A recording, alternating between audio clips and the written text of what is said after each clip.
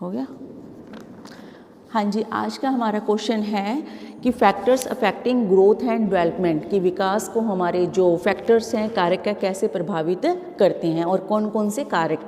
सबसे पहले हैं हमारे हेरिडिटी फैक्ट्स होते हैं, हमारे बायोलॉजिकल फैक्टर्स होते हैं, एनवायरनमेंट होता है, फिजिकल फैक्टर्स हैं और अदर फैक्टर्स हैं। तो ये हम वन बाय वन करेंगे। सबसे पहले हमारे हेरिडिटी फैक्ट्स हमारे जो विकास को प्रभावित करते हैं। ठीक है, हेरिडिटी इफेक्ट में आप सभी को पता है हमारा कि आनुवंशिक कारक। ठीक है, आनुवंशिक कारक कैसे करते हैं, हमारे जो हमारे पेरेंट्स होते हैं, मान लीजिए उनका नेचर होता है, ठीक है, उनका नेचर स्टिक है या कितना नॉर्मल है, तो वो भी क्या करेंगे, हमारे विकास को प्रभावित करेंगे। तो बच्चों का नेचर भी आगे कैसा हो जाता है, वैसा ही पेरेंट्स जैसा बन जाता है। अगर पेरेंट्स का नेचर क्या है, इमोशंस उनके क्या हैं, ज़्यादा है उनके अंदर, जैसे मान लीजिए वो खुश रहते हैं तो बच्चे भी क्या रहेंगे, खुश रहेंगे। ठीक है, अगर उनका नेचर ऐसा है कि वो लड़ते झगड़ते हैं तो बच्चों का नेचर भी कई बार क्या होता है, वैसा ही हो जाता है, लड़ते झगड़ते रहते हैं। ठीक है, नेक्स्ट है हमारा फिजिकल, जो हमारा शारीरिक विकास पर क्या प्रभाव पड़ता है। शारीरिक विकास पर देखो बेटा, कई बार क्या होते हैं हमारे पेरेंट्स, जैसे कई बार क्या होते हैं, नाटे लंबे छोटे, जैसे भी उनकी हाइट होती है तो वैसे ही कई बार बच्चों की हाइट हो जाती है। ठीक है, अगर हमारे पेरेंट्स लंबे हैं तो हमारे बच्चे भी क्या होते हैं, लंबे हो जाते हैं। तो बच्चों के ऊपर जो हमारा शारीरिक विकास, जो हेरिडिटी इफेक्ट है, वो बहुत ही इफेक्ट डालता है। ठीक है, बच्चों के शरीर के अंग कैसे हो जाते हैं, जैसे पहली पीढ़ी से दूसरी पीढ़ी में प्रवेश करता है वैसे ही उनके शारीरिक अंगों पर भी प्रभाव पड़ता है। कई बार क्या होता है, कई बच्चों के पेरेंट्स हैंडीकैप होते हैं, ठीक है, तो वो बच्चों में भी आगे प्रभाव डालता है, तो वो उनके बच्चे भी आगे कई बार हैंडीकैप हो जाते हैं। ठीक है, वैसे तो आजकल आपको पता है हमारी पोलियो की जो दवाएं हैं, हमारे बहुत सालों से ये प्रोजेक्ट चल रहा है कि कोई भी बच्चा पोलियो से ग्रस्त ना हो। फिर भी किसी कारणवश से मान लीजिए कोई हेरिडिटी इफेक्ट उनको प्रभावित करता है तो बच्चों को अगर कोई भी बच्चा हैंडीकैप हो सकता है। ठीक है, नेक्स्ट है आपका मानसिक प्रभाव पर प्रभाव। देखिए हमारा राइटर है क्लीनबर्ग ने क्या कहा है कि जो हमारी बुद्धि है, बुद्धि पर भी क्या है, इसका प्रभाव पड़ता है। ठीक है, जितने भी प्रयोग किए गए हैं उसके अकॉर्डिंग क्या बताया गया है, माता पिता, मान लीजिए माता पिता इंटेलिजेंट होते हैं तो उनके बच्चे भी क्या होते हैं, इंटेलिजेंट ही पैदा होते हैं। ठीक है, आप लोगों ने देखा होगा फैमिली में, मान लीजिए अगर हमारे पेरेंट्स डॉक्टर हैं, इंजीनियर हैं, तो उनके बच्चे भी मोस्टली डॉक्टर या इंजीनियर ही होते हैं। अगर टीचर हैं, लेक्चरर्स हैं, तो उनके बच्चे भी मोस्टली वही बनते हैं, क्योंकि जैसा एटमॉस्फेयर होता है, जैसा उनका मानसिक संतुलन, मतलब मानसिक जो विकास होता है, वैसे ही बच्चा क्या करता है, उसी को ही फील करता है और वही बनने की कोशिश करता है। ठीक है, देखिए चेंज भी हो सकता है, लेकिन मोस्टली क्या होता है, जो हेरिडिटी फैक्ट्स होता है वो आपके मेंटल लेवल पर भी प्रभाव डालता है। ठीक है बेटा, तो ये हैं फैक्टर्स हैं, और इसके अलावा नेचर का भी हो सकता है, स्वभाव जैसा पेरेंट्स का होता है वैसे ही बच्चों का हो सकता है। कई बार क्या होता है, स्टिक्स, हमारे पेरेंट्स बड़े स्टिक्स होते हैं, ठीक, वो किसी भी चीज़ के लिए क्या करते हैं, नॉर्मल बिहेव नहीं करते, बड़ा ही स्टिक बिहेव करते हैं। तो बच्चे क्या करते हैं, उनको देखते हुए, क्योंकि हम उनको हुई जैसा देखेंगे वैसा भी हमारे साथ हो सकता है, उनके जो हेरिडिटी इफेक्ट्स है, वंशानुक्रम इफेक्ट है, वो बच्चे पर डलता है। ठीक है बेटा, और हमारा चरित्र, कई बार क्या होता है, जो हमारा कैरेक्टर्स होता है, इस पर भी ये प्रभाव डालता है। ठीक है, अब कैरेक्टर्स मान लीजिए कोई एमपी है, कोई भी पार्लियामेंट का मेंबर है, या कोई आपका पॉलिटिक्स में जैसे पेरेंट्स हैं, तो उस पर भी क्या होता है, बच्चों को भी क्या होता है, पॉलिटिक्स में उनके हेरिडिटी इफेक्ट्स आ जाता है, वो भी चाहते हैं कि हम भी पॉलिटिक्स में पार्टिसिपेट करें। ठीक है बेटा, नेक्स्ट है आपका जो है सेकंड है एनवायरनमेंट आपका। ठीक है, दो ही चीज़ें हमारी मोस्टली ज़्यादा प्रभावित करती हैं, हेरिडिटी इफेक्ट्स और एनवायरनमेंट इफेक्ट्स। ठीक है, एक आपको मैं बता दूं, इसमें हेरिडिटी इफेक्ट्स में एक हमारा होता है सेक्स ऑफ बॉडी। ठीक है, एक इसमें बताया क्या गया है कि आपका जो मानव की प्रत्येक, अगर हम बात करते हैं तो यौन जो कोशिका होती हैं उसमें 23 जोड़े होते हैं। ठीक है, उसमें 23 जोड़े यानी 46 गुणसूत्र होते हैं। ठीक है, तो इन गुणसूत्रों में क्या होते हैं, पुरुष और जो पुरुष होता है और स्त्री होते हैं, दोनों में 22 जोड़े गुणसूत्र समान होते हैं, सेम होते हैं, इक्वल होते हैं।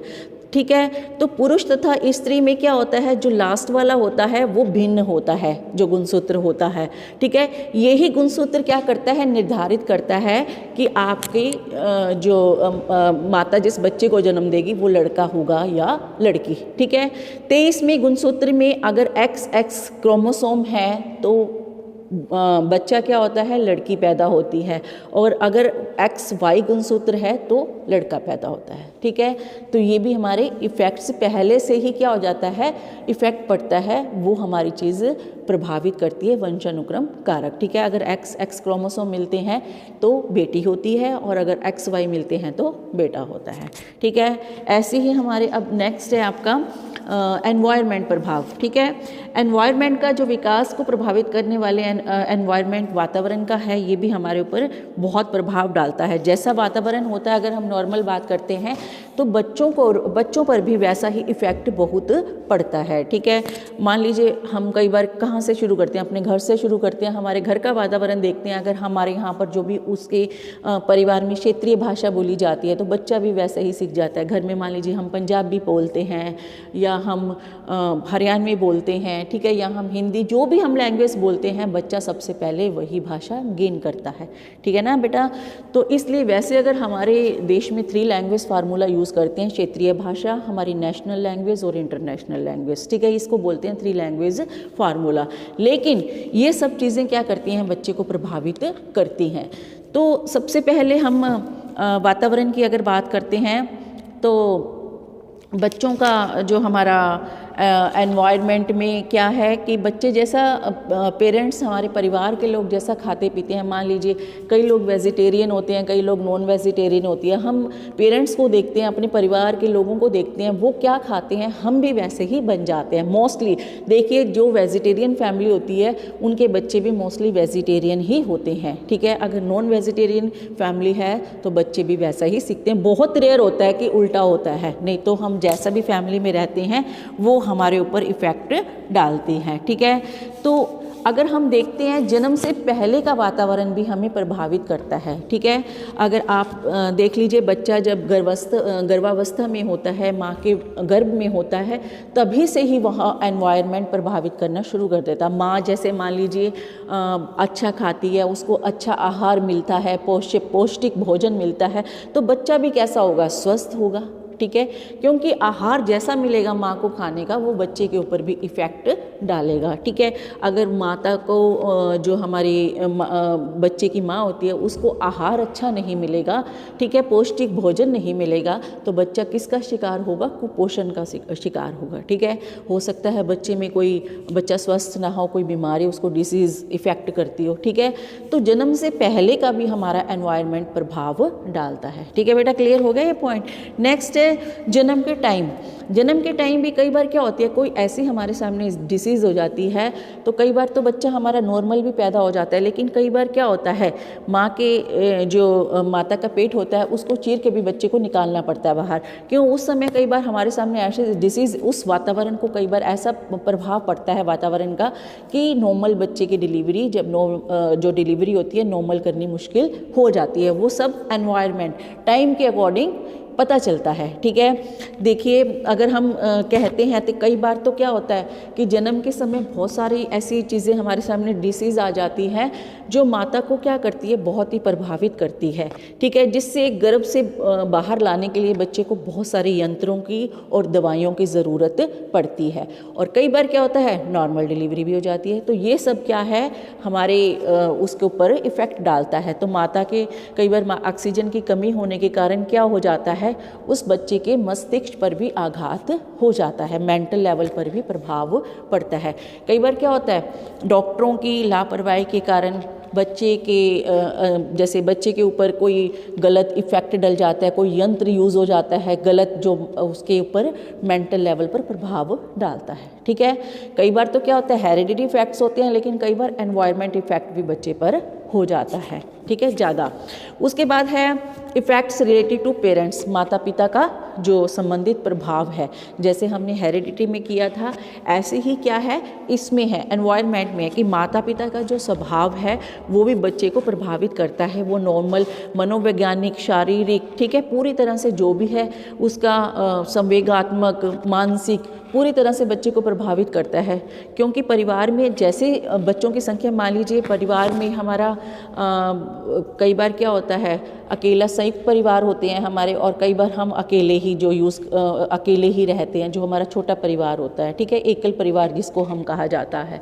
तो बच्चे क्या होते हैं, संयुक्त परिवार में बहुत कुछ सीखते हैं, क्योंकि दादा दादी होते हैं, उनके चाचा चाची होती हैं, तो उनसे क्या है, जब बहुत सारे लोग हमारे घर में होंगे, हम अच्छी अच्छी चीज़ें सभी से सीख सकते हैं। लेकिन जो एकल परिवार होता है उसमें क्या होता है, बच्चा बहुत लिमिट में ही सीख पाता है, ठीक है, उसको अकेले रहने की आदत भी पड़ जाती है। वहाँ का एनवायरनमेंट देखते हुए आपने देखा होगा आजकल क्या होता है, बच्चे अगर अपने पेरेंट्स के साथ अकेले ही रहते हैं तो उनको क्या होता है, जब वो किसी के घर जाते हैं, फैमिली में जाते हैं, तो वहाँ पर वो एडजस्ट नहीं कर पाते, ठीक है, उनको लगता है कि ये चीज़ सिर्फ कोई भी टॉय है, कोई भी चीज़ है वो हमारी ही है, क्योंकि उन्होंने कभी देखा ही नहीं होता कि फैमिली में रह के सबको मिल बांट के रहना चाहिए, ठीक है।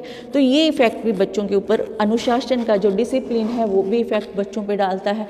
जैसा अनुशासन होगा, जैसे अनुशासन में हम रहेंगे, अगर हमारे मान लीजिए फैमिली में स्टिक हैं लोग, ठीक है, हमारे पेरेंट्स स्टिक है, तो अनुशासन हमारे ऊपर वैसा ही इफेक्ट डालेगा। बच्चे कई बार क्या होते हैं, ऐसे अनुशासन से डर भी जाते हैं, ठीक है, ज़्यादा स्ट्रिक्टली हमारे ऊपर पेरेंट्स का प्रभाव नहीं होना चाहिए, ठीक है, क्योंकि जो ज़्यादा स्ट्रिक्ट पेरेंट्स होते हैं वो क्या करते हैं, गलत, कई बार हमारे ऊपर गलत मानदंड का भी प्रयोग हो जाता है इसमें, क्योंकि बच्चे क्या होते हैं, इससे सहम जाते हैं। देखिए, बच्चे को ज़्यादा डांटना मारना नहीं चाहिए, क्योंकि ये सब चीज़ें भी बच्चे के ऊपर गलत इफ़ेक्ट डाल सकती है, ठीक है। तो डिसिप्लिन कैसा होना चाहिए, अच्छा, नॉर्मल, प्यार से रहने वाला डिसिप्लिन होना चाहिए, ताकि बच्चों में भी वही भावना पैदा हो। क्योंकि एनवायरनमेंट का, हमने अब एनवायरनमेंट का पॉइंट कर रहे हैं, वो बच्चे के ऊपर बहुत ही महत्वपूर्ण प्रभाव डालता है एनवायरनमेंट। अब आप यहाँ देखेंगे, मान लीजिए अब यहाँ पर आप पढ़ रहे हो, ठीक है, अब यहाँ जैसा होगा, अगर बच्चे सब पढ़ाई कर रहे हैं तो एनवायरनमेंट क्या है, हमारा पढ़ने वाला है, ठीक है। अगर यहाँ पे बच्चे दंगाबाजी कर रहे हैं तो सभी बच्चे एक दूसरे को देख के दंगाबाजी करेंगे, ठीक है। तो ये हमारे परिवार पर भी और अनुशासन का भी हमारे ऊपर बहुत ही इफ़ेक्ट पड़ता है, ठीक है। ऐसे ही हमारे कल्चर फैक्टर्स होते हैं। मान लीजिए हमारे जो रीति रिवाज हैं, हमारे, आप लोगों ने देखा होगा, हम लोग बहुत टाइम से अपने रीति रिवाजों को अपनाते आ रहे हैं, ठीक है। हमारे बहुत सारे रीति रिवाज हैं, हमारे सामाजिक मानदंड है जिनको हम निभाते आ रहे हैं। तो हम लोग भी अपने पूर्वजों की तरह वैसे ही, जैसे हम उनको देखते हैं, दिवाली पूजन, दशहरा पूजन, होली पूजन, तो हम लोग भी वैसा ही उनकी संस्कृति को अपनाए हुए हैं, और वैसा ही वो जो हम अपना फेस्टिवल बनाते हैं वो उनके पेरेंट्स के, अपने पेरेंट्स की तरह ही मनाते हैं। आप लोगों ने देखा होगा, एक कास्ट के होते हुए भी लोगों के अलग अलग क्या होते हैं, सांस्कृतिक कार्यक्रम होते हैं, ठीक है। मान लीजिए कोई जनरल कास्ट है, ठीक है, कोई हिंदू है, तो उनके ये सब होने के बावजूद भी उनमें भी अलग अलग कई बार क्या होती है, संस्कृति हो जाती है, ठीक है। तो कहने का मतलब, जो हमारे परिवार जिस संस्कृति को अपनाया हुआ है, जिस मानदंड को अपनाया हुआ है, तो हम लोग भी वैसी अभिकृतियाँ, हमारे जो सांस्कृतिक कार्यक्रम है, जो सांस्कृतिक फेस्टिवल्स हैं, हम भी वैसे ही मनाते हैं। तो ये क्या था हमारा इफ़ेक्ट्स, ठीक है, हेरिडिटी और एनवायरनमेंट का, कि हमारे जो ग्रोथ एंड डेवलपमेंट भी, इसका हमारा प्रभाव बहुत बच्चे पर पड़ता है, ठीक है बेटा। तो आज का यही टॉपिक था, आपके फैक्टर्स हैं आज, इसके लिए थैंक यू, ठीक है, और कल हम नया टॉपिक करेंगे।